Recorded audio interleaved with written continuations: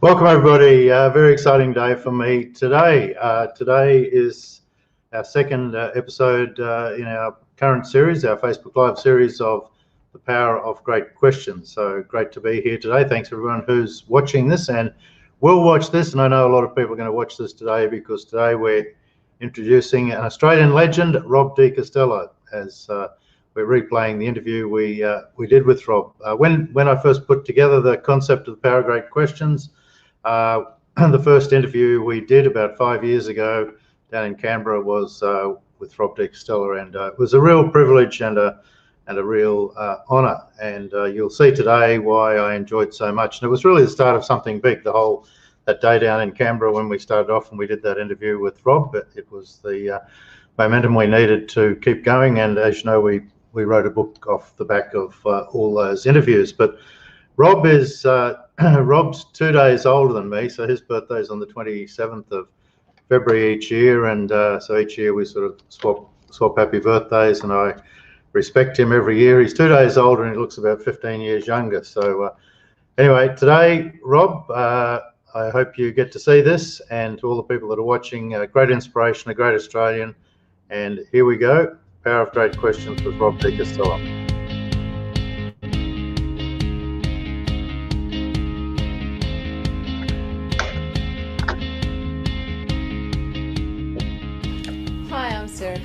Hi, I'm Mark Westcott, and welcome to The Value of Great Questions. Today we're privileged to be with Rob de Castello, a famous Australian, a 4 times Olympian, 2 Commonwealth golds, an MBE to his credit, and an AO. There are lots of very distinguishable things, Rob, so congratulations.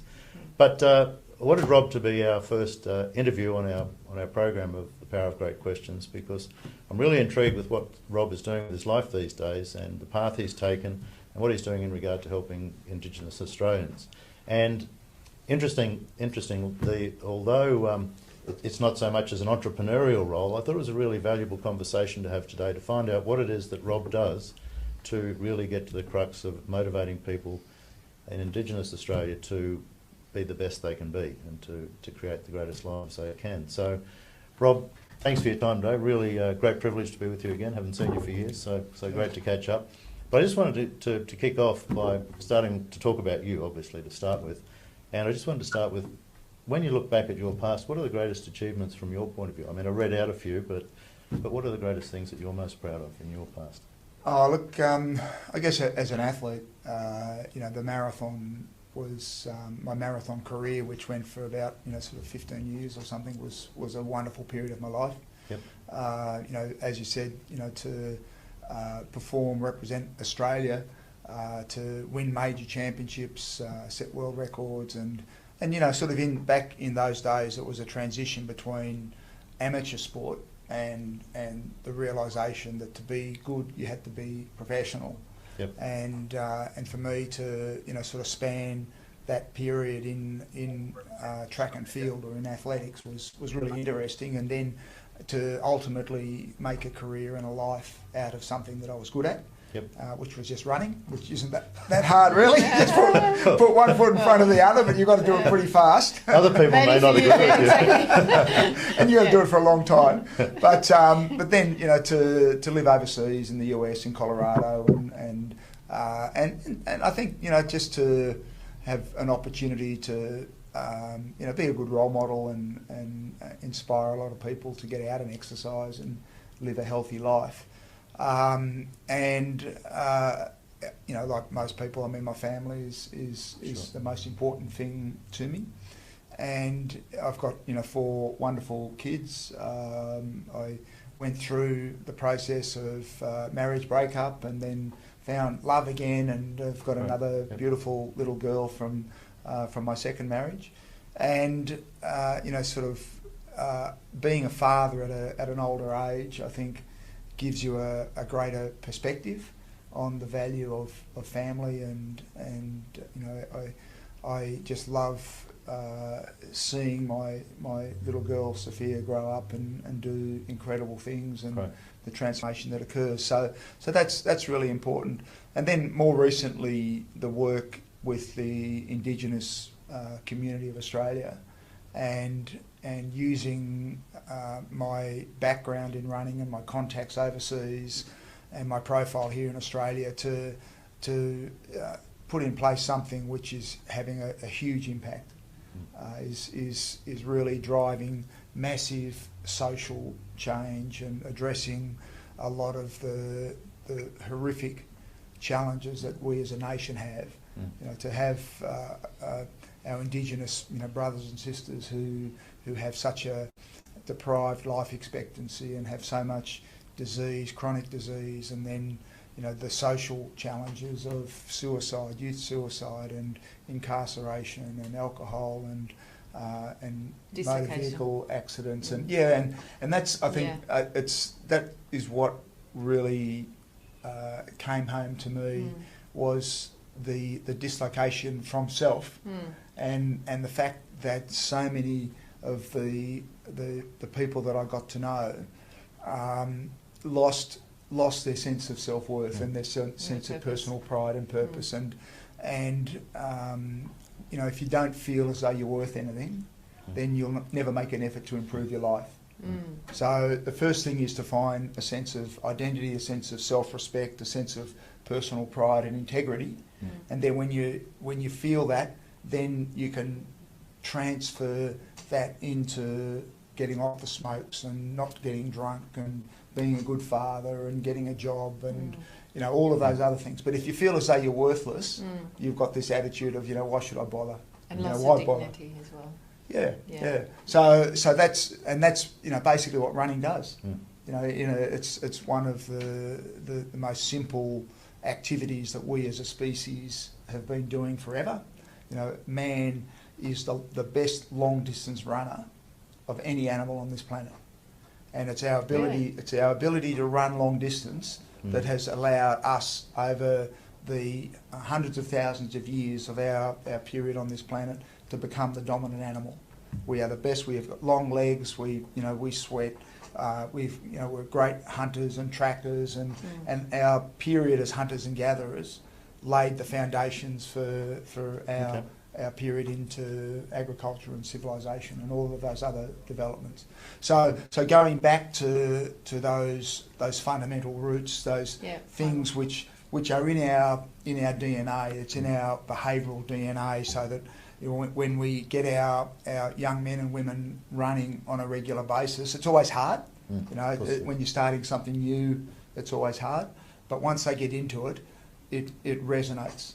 It resonates with their traditional and ancestral history and past, and they start to feel this incredible sense of connection with the land, with the ground, with sort of getting out there and exercising, and then to take them to New York or Boston or somewhere and have them run a marathon with thousands of other people from every country in the world, and cross that finish line absolutely physically exhausted, But proud.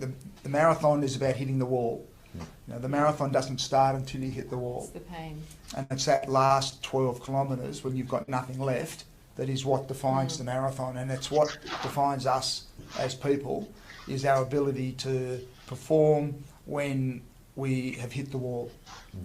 Anyone can perform when it's sunny and the birds are chirping and you're having a beautiful day and you're living up on the up in Queensland in the beautiful weather. Come down here to Canberra, get outside, it's -4 degrees, and run a marathon. And that defines the sort of person that you really are. Because it's when our backs are to the wall that we really find out who we are. So you're saying Queenslanders are all soft, is that right? I think you've got a few problems up there too. Well, I suppose it's people under stress. That's how you really work out the integrity of a person, when they're under stress. Because when it's fine weather, people can be the best selves, can't they?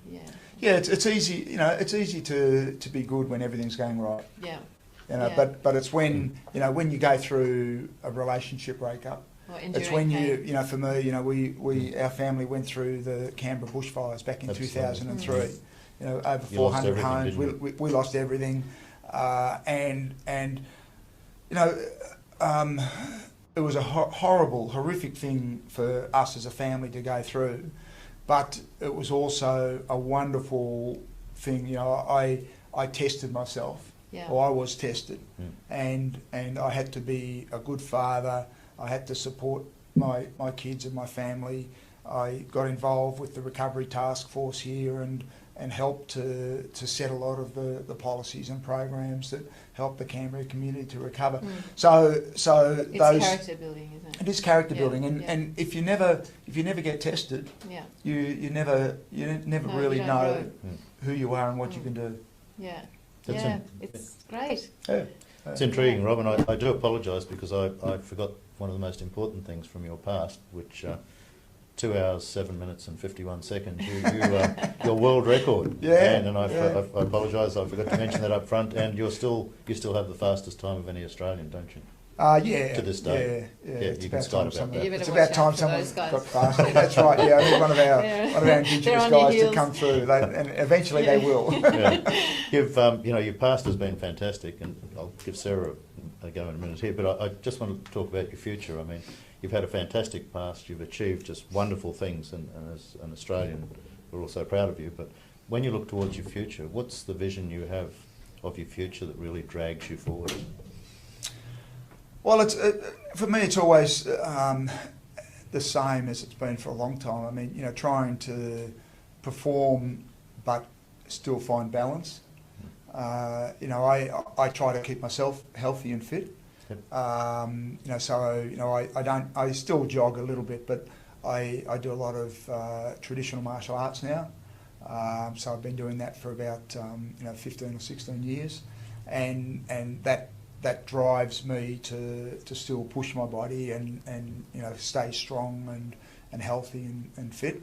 And the work contributing to community is really important for me, and I really think that the work that I'm doing through our Indigenous Marathon Foundation is more important than what I did as an athlete. I think the issues that we as a nation face in terms of trying to find a solution to addressing the problems with Indigenous Australians is more fundamental and more important than representing Australia on the Olympic stage or whatever. It's hard, and I don't profess to have all of the answers, but I see from the 43 graduates that we've had over the last 5 years that they are having a huge impact out there. So I want to continue to drive that, and I'm working very hard to build up our foundation so that it has financial independence. We're looking to build a major endowment fund that will really allow the foundation's work to continue and not be so reliant on government grants and other sort of funding which comes and goes, and it's harder to plan for the strategic directions of the program. So Rob's looking for sponsorships and donations. Send money this way. So, and a great cause. Yeah, and we've got a lot of really exciting things coming. I mean, on Father's Day this year, we'll be launching our very first IMF Father's Day Warrior Run. Okay. So the first one is in Centennial Park in Sydney, and it'll be 5K, 10K, but it's an event which is built and will celebrate and promote what it is to be a good man, and especially with a lot of Indigenous and traditional Australian values. But I think it's really important for us as a nation and as a community and as families to emphasise and promote and celebrate good men and what it means to be a good father, what it means to be a good man in our world today. Absolutely. So we're looking to do that, and then roll that Father's Day Warrior Run out around the country in years to come, similar to the Mother's Day. There's a Mother's Day Classic, which supports breast cancer. Supports breast cancer, and that's now in 130 locations around Australia, and raises a lot of money for breast cancer research, which is wonderful. But what I want to do is to use that as a model and emphasise the positive attributes of good fathers and good men, and provide something which can help us as a foundation get that financial independence. So we're looking at a whole host of different ways that we can build up that. Put me down for the 10K run next year. Okay. next year, there you go. Do the 5K walk. I'll do the 5K I'll do the walk Mother's this year. Day. Yeah. I'll do the 5K walk. Yeah. So. I'll be the father. And then, I've also got a small little business here, which we started about 6 or 7 years ago, which focuses on similar to like a paleo health foods. Yes. So we do a whole range of grain and gluten-free foods in breads and savoury foods and long shelf life foods and other things. So looking to put a bit of time and energy into building up that business as well, because it's helping a lot of people who are having problems with our foods that are available these days. That's a big future. Yeah, I think it's changing, Wonderful. and even just driving in this morning, the ABC are talking about changes to the food pyramid and how all of a sudden, butter now is in vogue because it's actually a saturated fat, and that's what we as a species evolved on for hundreds of thousands of years was animal fat, and we are fat burners, not sugar burners. But our diet now is sort of completely buggered up by the amount of sugar and carbohydrate that is out there, because it appeals, and all of the chemicals and all of the modified foods and everything. So trying to get back to traditional foods that we as a species evolved on for hundreds of thousands of years, and as a species we've only been farmers for 10,000 years, but and that's not enough time for us to adapt to those natural plant defence chemicals. So we are meat eaters predominantly, and fat eaters. So the dairy and saturated fats especially are what we should be eating. So that's a really interesting pioneering area, because there's still so much confusion and there's so many business agendas out there in the wheat, rice, corn, and then flows on to all of the pharmaceuticals and everything else. So a lot of those things are driving our policies and our guidelines, which are not, I don't believe, are really aligned to where we should be going. And that's very interesting, Rob, because that brings us back to the primal thing of what you're doing, and it's coming back to the foundational approach of, and if you look at the Aboriginals, if you go back to their heritage and their roots, the marathon running is actually part of what they came from, and so you're coming back to in that respect. Now, with that, I was just going to ask you, how do you motivate Aboriginals within the context of their culture? Well, the way our program works is we select 12 runners in our squad each year, and we this year we had about 140 applicants, and they have to convince us of two things. They have to convince us that they have a purpose and they have a reason and a motivation for running a marathon. Most of them have never run before. Right. And a lot of them, and we don't select them on running ability, we select them on the fact that they've got a purpose and a motivation and a reason to do what we ask them to do. And then secondly, that they have, or we see that they have the potential to drive change. So they have the capacity to be leaders and to inspire. Influence others. To influence others, So what sort of questions would you ask them to get those answers? Why do you want to do it? Yep.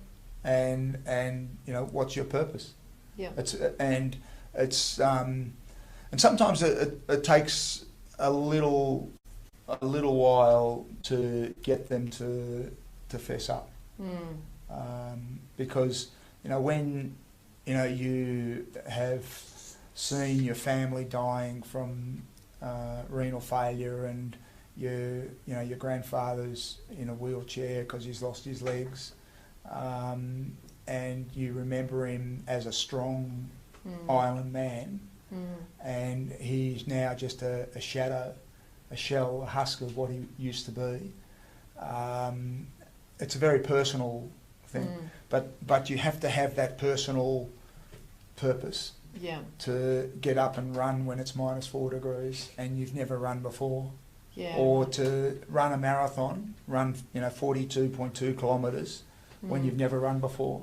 So you're saying that they're using this story, the cost of what they've seen, to motivate them to endure pain, to break through, to get through that discomfort, to come out the other side and character build, to get that self purpose and fulfilment. Yep. Sooner or later in life, you get to a point where you say, enough's enough. It's got to stop. Yeah.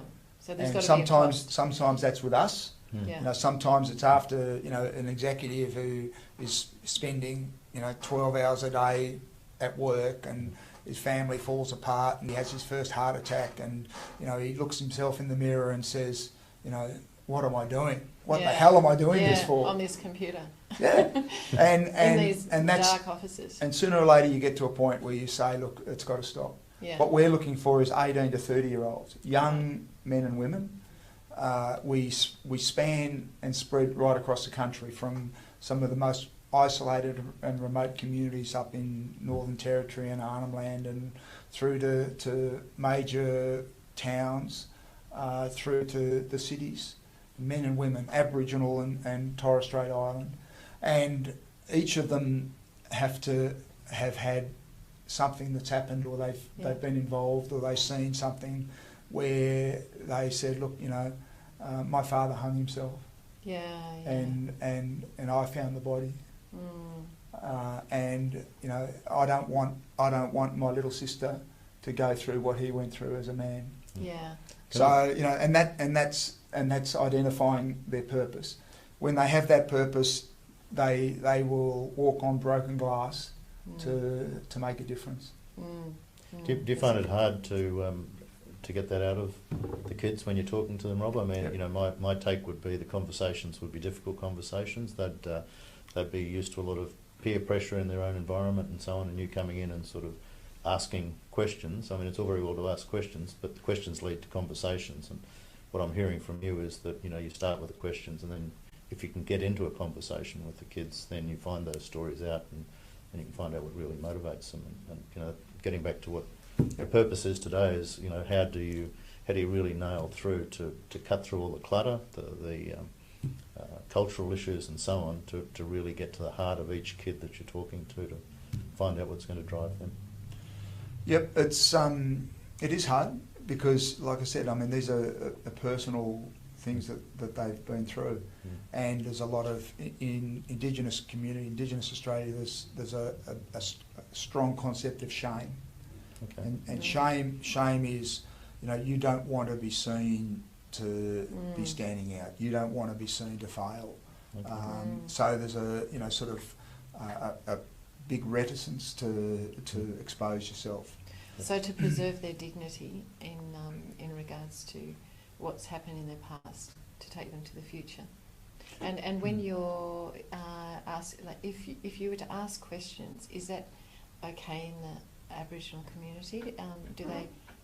Is it And they're receptive to questions. Yeah, I mean, it's a little bit easier for us because we're now into our 6th year and we've got 43 graduates and people know, and they see the Indigenous Marathon project of getting to New York as a platform, and something has happened to them that has inspired or motivated them, or someone that they know has put them forward because they see something in them, and then they've already started that journey, and what we do is they know that they need to convince us.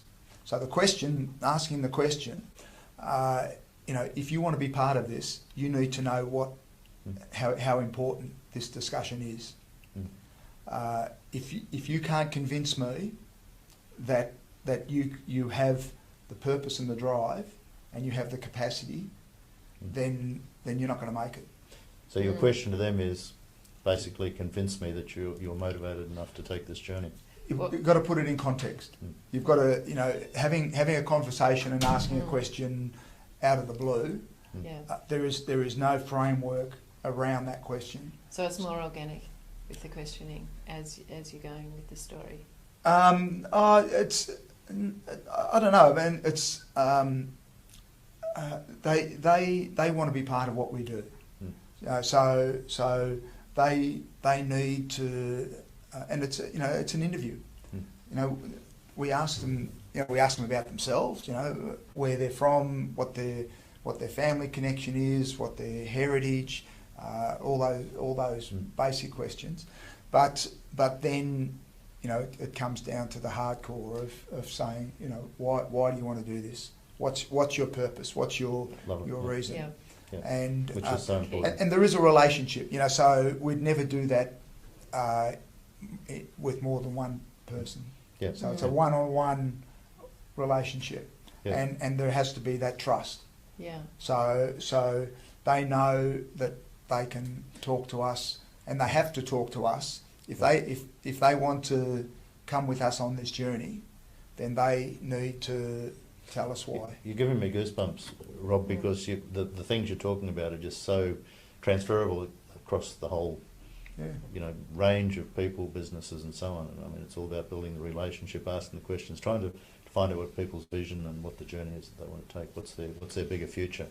I guess I do have another question, and that is in regard to the people that you've taken to New York. I mean, that just must be such a life-changing experience for those lucky few that get to do that journey with you. So my question is, when they've done that, like for some people, when they reach their pinnacle, all of a sudden there's no purpose left in their life.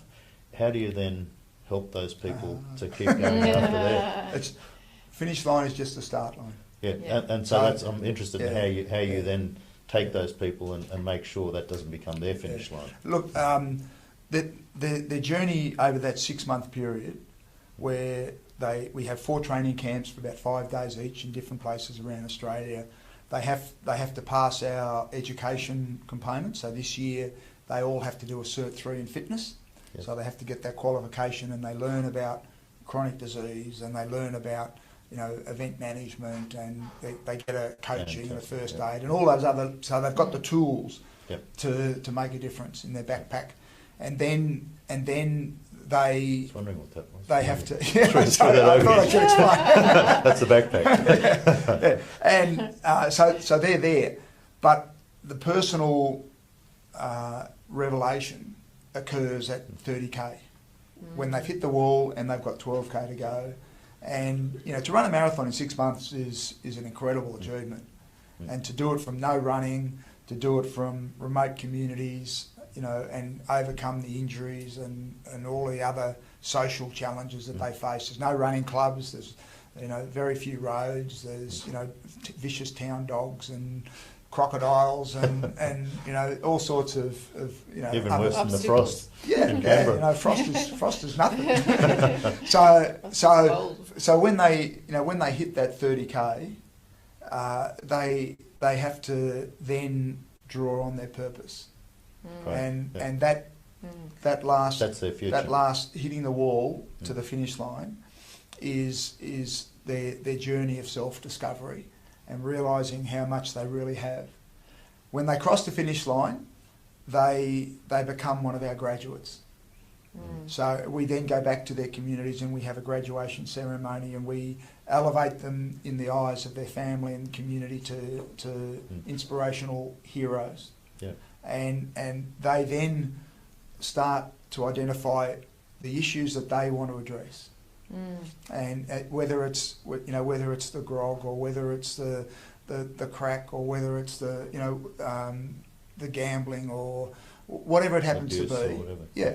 So they then start, and we work with them as graduates, and we keep in touch, and we bring them in following years to camps, and they mentor other runners from their communities, and so it's an ongoing process. It doesn't stop when they cross the finish line. That's just the start. Yeah. And Rob, when you're coaching these guys and girls, that last 10 Ks, what are the sort of strategies do you teach them, or are they in the present moment? What are they thinking in that last 10 Ks? Is there Don't stop. is everyone? Yeah, Keep going. Yeah, so Keep going. Yeah. So no matter what, and is that what's going around in their mind, or is So it's not focusing on the pain of their body, it's focusing on the future of the finish line. That's their purpose. Yeah. In 2010, the first year we did it, we had those four Aboriginal men. Only one of them had really done the training, because they were all pretty good footballers and sportsmen, and they've always got through their life on natural ability, and just had it. Things had come easy. I say that they've come easy, but they've also endured incredible social and family and other challenges that we can't even begin to imagine. So they have a toughness in there, which is born of enduring hardship of life, like tough life. So that makes them very strong. But they also thought that they could get through it without doing much training, and I was worried, because I knew how hard it was going to be for them out there, and I knew they hadn't done enough running really to run 42k. So at the start line, before we sent them out to their corral and the gun went off, I took them aside one by one, and I grabbed them by their arms, and I looked at their eyes, and I said, "Why are you here? Why are you doing this?" Right. Love it. Right. Everyone gave me the same answer. Every single one of them said, "I'm here for my family." Oh, sure. Beautiful. And I had a permanent marker, and I wrote family on the back of each of their hands. And I said, when you hit the wall, and when you feel as though you have nothing left, look down and remember why you're doing this. And everyone looked back in my eyes, and I could see that every single one of them was going to finish. Great. There was no way that they would let their family down. So we say family is important. Yeah. Indigenous family takes it to another level, and we as non-Indigenous Australians have an opportunity to learn and to appreciate traditional values that our Indigenous community have to offer. And one of the things which I am working hard with our foundation is to address the chronic disease and all the social issues, but also I want all of Australia to have a greater appreciation and a greater respect and a greater connectedness with our Indigenous history and our Indigenous traditions, because we will be a richer country for a better understanding and acceptance of things like the significance and the value of family, which, we say family is important, and, I was there, the best time of my life was when my little son was born, and, but I tell you, Indigenous Australians have another dimension to family. Well, the collective family too, it's the all is one, and it's not only just the immediate family, it's the extended family, and then the extended family on that. Whereas we're becoming more of a selfish society, where our little family is, and we're becoming exclusive rather than inclusive. So would you say that that's absolutely, true? absolutely. Yeah. And we're becoming poorer as a result. Yeah, morally, spiritually, emotionally. Yeah, we're losing the soul. Sarah, you got a final question you'd like to ask Rob? We've gone way over time, but it's been worth every minute of it. Yeah, Rob, I want to ask you, as a champion, which you've become, what was the pivotal point in your life that created you as that, do you think? Pivotal point. I think there was a realisation when I was about probably 17. I must have been 18 because I was driving, and I was driving over to my then girlfriend's place, and I was already a good runner, you know, like I'd set national records and represented Australia in cross country and stuff like that. But I started going to uni and I was having a good time, and I thought I could do everything. You know, I thought I could have the social life. I thought I could still train twice a day, 7 days a week. I thought, you know, that it was all, you know, and I was sitting at the traffic lights and I was so tired. I was so tired. And you know, like this, I said, I never want to feel this tired again. So you took up marathon. So I focused. Right. So I decided at that moment that I would make a commitment to being a runner, and you know, started going to bed at 10 o'clock instead of 2 o'clock, and started to focus on my health, my nutrition, my training sessions. Spent more time with the guys that I trained with. Spent time with people who appreciated and understood where I was coming from and my dreams, my ambitions, and people who nurtured and supported those ambitions rather than, you know, my other mates who would be smoking or you know, what are you going for a run? You don't need to come out with us and we'll have a beer. You know, so I changed. Yeah. And I think, you know, that was for me a pivotal as a young man. You know, I was only 18 or 19 or something. But at that age, you know, you've got to step up. You know, you get to a point where you're no longer a boy and you've got to take responsibility for your life. And you know, you've got to make decisions. Yeah. And for me, you know, that was a pivotal moment. That was at the traffic lights. Traffic lights. On my way home to my girlfriend, sitting in my old Peugeot 403, which was an old beat up bomb. Yeah. And I just couldn't keep on going that way. Yeah. Rob, on behalf of Sarah and I, this has been the most fascinating conversation I've had, and I really appreciate your time today, your effort you've put in to be here, and I really want to respect the work that you're doing in regard to Indigenous Australians and Australians as a whole, and I've found today absolutely fascinating. Thank you, Thanks, Rob. mate. Thanks for your time. Thanks, Sarah. Yeah, thank you very much. I'll give you a kiss. I don't want one.